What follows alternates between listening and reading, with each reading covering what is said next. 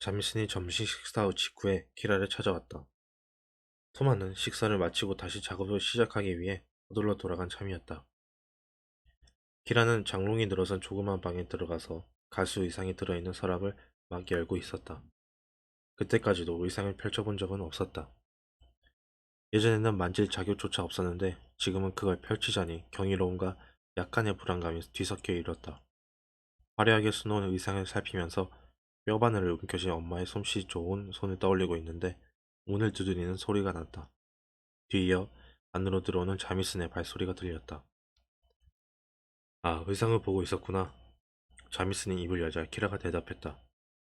이제 일을 시작해야 할 것 같아서요. 하지만 시작하기가 겁나요. 너무 낯선 일이라. 자미슨이 서랍에서 의상을 꺼내 창가에 있는 탁자로 가져갔다. 다양한 색상의 햇살을 받아 더욱 화려하게 빛나자 키라는 자신감이 더 없어졌다. 이곳은 편하니? 잠을 잤어? 식사를 가져다 주디? 음식은 괜찮아? 많은 질문이 쏟아졌다. 키라는 밤에 잠을 제대로 이루지 못했다고 말할까 말까 망설이다가 안 하는 편이 좋겠다고 생각했다. 그러고는 침대부에 뒤척인 흔적이 남아있는지 살펴보았다. 그때 비로소 누군가가 모든 걸 깔끔하게 정리해 놓아서 침대를 사용한 흔적이 하나도 남지 않다는 사실을 알아차렸다.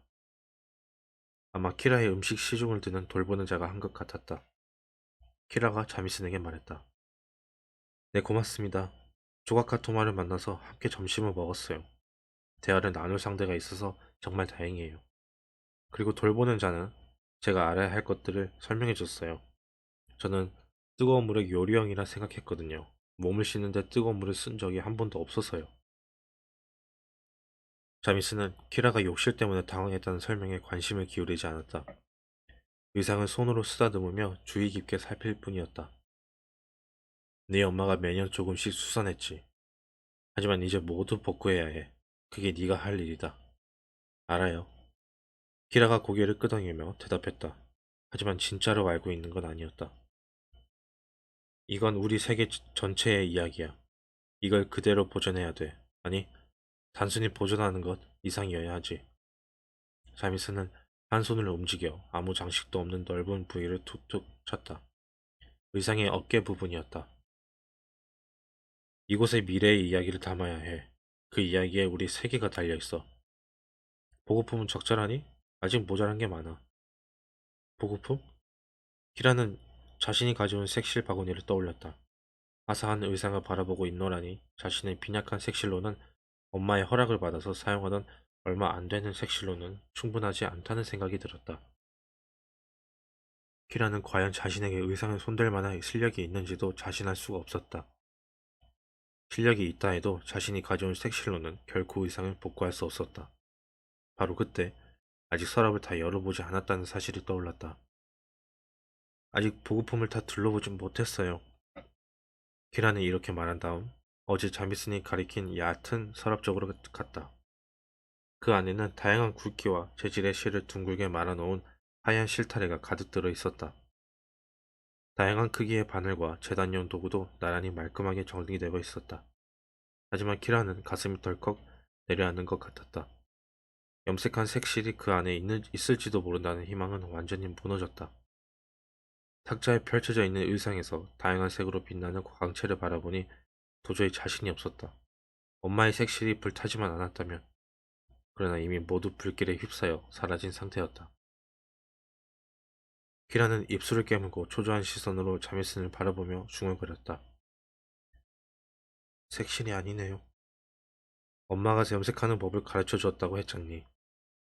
자미슨이 상기시키자 키라는 고개를 끄덕였다. 그런 말을 넌지시 하긴 했지만 그건 완전한 사실이 아니었다. 엄마는 그때 키라를 막 가르치려는 생각을 품었을 뿐이다. 그래서 키라는 자미슨에게 고백했다. 그래도 아직 배워야 할 게 많아요. 그러고서 허풍으로 들리지 않기만 기대하며 덧붙였다. 저는 빨리 배운답니다. 자미슨이 살짝 찌푸린 표정으로 바라보며 말했다. 그럼 에노벨러 할머니에게 보내주지. 숲속 먼 곳에 사시긴 하지만 길은 안전해. 그분이라면 네 엄마가 시작한 교육을 끝내실 수 있을 거다. 파멸의 노래는 가을 시작 날에 부르게 될 거야. 아직 몇 달 남은 거지. 그때까지는 가수가 의상을 입을 필요 없어. 그러니 시간은 충분한 셈이야. 키라는 확신도 없이 고개를 끄덕였다. 자미스는 키라를 변호해 주었다. 그리고 지금은 조언자 역할을 하고 있었다. 키라는 그런 도움이 진심으로 고마웠다. 그런데 자미슨의 목소리는 예전에 없던 뭔가 절박한 느낌이, 뭔가 날카로운 기운이 들어있었다. 자미슨은 무엇이든 필요한 게 있으면 벽에 걸린 줄을 잡아당기라고 가르쳐주고는 밖으로 나갔다. 그가 나가고 나서 키라는 탁자에 펼쳐진 의상을 다시 바라보았다. 색상이 정말 다양했다. 그리고 그 색조도 무척이나 다양했다. 자미스는 괜찮을 거라고 했지만 가을 시작 날까지는 시간이 그다지 충분하지 않았다. 키라는 오늘은 일상을 살피며 계획을 세워놓기로, 그런 다음 내일은 우선 애너벨로 할머니를 찾아가 도움을 청하기로 결정했다.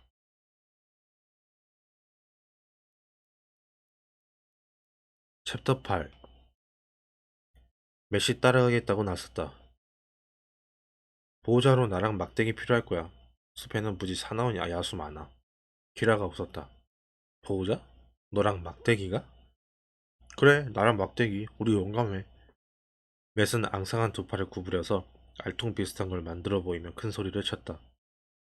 보기엔 작아도 힘은 세다고. 자미슨 아저씨가 길에서 벗어나지만 않으면 안전하다고 하셨어. 키라가 대답했다. 하지만 아이와 개를 함께 데려가는 것도 재미있겠다는 생각이 들었다. 그래도 길을 잃을 수도 있잖아. 나랑 막대기는 어디 가든 금방 길을 찾을 수 있어. 누나가 길을 잃으면 분명히 우리 필요할걸? 하지만 나는 그곳에 하루 종일 있을 거야. 그러면 너희가 배고플 텐데. 키라가 걱정하자 맷은 헐렁한 반바지에 불룩 튀어나온 주머니에서 두툼한 빵 조각 하나를 의기양양하게 꺼냈다. 그리고 자랑스럽게 말했다. 빵 가게에서 훔쳐왔어. 그렇게 해서 맷이 이겼다. 키라도 기뻤다. 이윽고 두 사람은 함께 숲으로 들어갔다. 걸어서 약 1시간 정도 걸리는 거리였다. 자미슨이 옳았다. 위험한 건 없는 것 같았다.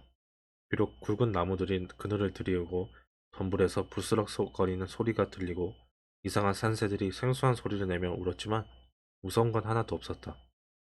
가끔씩 막대기가 작은 쥐려 뒤쫓거나 땅에 난 구멍을 코를 들이밀어서 그 속에 사는 정체불명의 조그만 동물을 위협했다. 아마 저 안에 뱀 잔뜩 들어있을 거야. 맷이 짓궂게 웃으며 놀렸다. 나는 뱀이 무섭지 않아. 여자들은 다들 뱀 무서워해. 나는 안 그래. 엄마가 가꾸던 채말밭에서 조그만 뱀이 자주 나왔어. 엄마는 그걸 보고 뱀을 식물의 친구라고 하셨어. 뱀이 벌레를 잡아먹는데. 막대기처럼 말이구나. 저기 봐. 막대기가 지금 한 마리 잡았잖아. 맷이 막대기를 가리켰다. 막대기는 다리가 가늘고 기다란 불쌍한 벌레에게 달려들고 있었다. 저건 아빠 긴다리라고 하는 놈이야. 아빠 긴다리? 키라가 웃음을 터뜨렸다. 처음 듣는 이름이었다. 키라는 문득 호기심이 생겼다. 맷, 너도 아빠가 있니? 없어. 예전에는 있었지. 지금은 엄마밖에 없어. 아빠가 어떻게 되셨는데? 몰라. 맷은 어깨를 으쓱하더니 덧붙여 설명했다. 습지에서는 모든 게 달라. 거긴 아빠 없는 집 많아. 아빠 있는 집은 아빠 무서워해. 아주 끔찍하게 때리거든. 우리 집에서는 엄마가 때려. 맷이 한숨을 쉬었다. 그러자 키라가 자랑스럽게 말했다. 나도 아빠가 있었어. 아주 훌륭한 사냥꾼이셨지. 자미슨 아저씨도 그렇게 말했어. 그런데 아빠는 야수에게 당하셨어. 아, 나도 들었어. 맷이 키라를 위해 슬픈 표정을 지으려고 애쓰는 게 한눈에 보였다. 하지만 명랑한 성격을 타고난 아이에게 그건 쉬운 일이 아니었다. 벌써 양쪽 날개에 노란 점이 환하게 빛나는 나비를 가리키며 좋아하고 있지 않는가. 키라가 목에 매단 채 옷 안쪽에 둔 돌멩이 목걸이를 꺼내 보이며 물었다. 이거 보이니? 네가 우리 엄마 물건과 함께 가져온 거야. 기억나? 매식 고개를 끄덕였다. 보라색 돌멩이 빛나는 것 같아. 키라는 목걸이를 다시 안쪽으로 조심스레 넣었다. 아빠가 만들어서 엄마에게 선물로 주신 거야. 매시 얼굴을 찌푸리며 그 말이 무슨 뜻인지 곰곰 생각하더니 물었다. 선물이란 게 뭐야? 어? 키라는 매시 선물에 대해 전혀 모른다는 사실을 알고 깜짝 놀랐다. 누군가 소중한 사람에게 주는 무언가 특별한 물건? 그래서 받은 사람이 아주 소중하게 여기는 물건? 그게 바로 선물이야. 메시 웃었다. 습취에는 그런 거 없어. 습취에서 뭔가 특별한 거 준다면 아마 그건 엉덩이 차는 발길질일 거야. 맷은 공손하게 덧붙였다. 하지만 누나가 가지고 있는 건 예쁜 물건이야. 내가 그걸 구했으니 누나는 운이 좋아. 굽은 다리를 질질 끌어야 하는 키라에겐 너무 긴 여행이었다. 땅 밑으로 꼬인 나무 뿌리에 지팡이가 껴서 넘어진 게 한두 번이 아니었다. 하지만 키라는 그런 어려움과 통증에 익숙했다. 언제나 그런 일이 따라다녔기 때문이다. 맷은 막대기와 함께 저 앞에서 달려가고 있었다. 그러다 키라에게 돌아와서는 이제 모퉁이만 들면 목적지라고 외쳤다. 조그만 움막 있어. 움막 옆 채막밭에는 쭈그랑 할머니 있고 굽은 손가락이 무지개 빛깔이야. 키라는 거울음을 재촉해 모퉁이를 돌고 나서야 그게 무슨 말인지 이해했다. 조그만 엄마가 풍성한 꽃밭 근처에서 허리가 굽은 백발 할머니가 일하고 있었다. 할머니는 허리를 숙이더니 바닥에 있는 바구니에서 화려한 색상의 실을 꺼냈다. 연한 레몬빛깔부터 진한 황금색까지 다양한 색조의 노란색 실이 한 줌 가득 들려 나왔다. 할머니는 두 나무 사이에 묶어놓은 빨랫줄에 그 실들을 넣었다.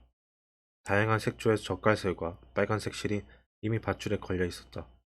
할머니의 두 손은 뼈마디가 굵고 얼룩투성이었다.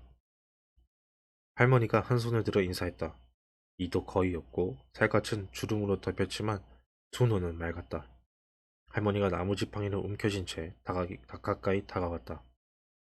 예상하지 못한 방문객에 놀란 것 같았다. 할머니는 키라의 얼굴을 자세히 살펴보더니 이윽고 입을 열었다.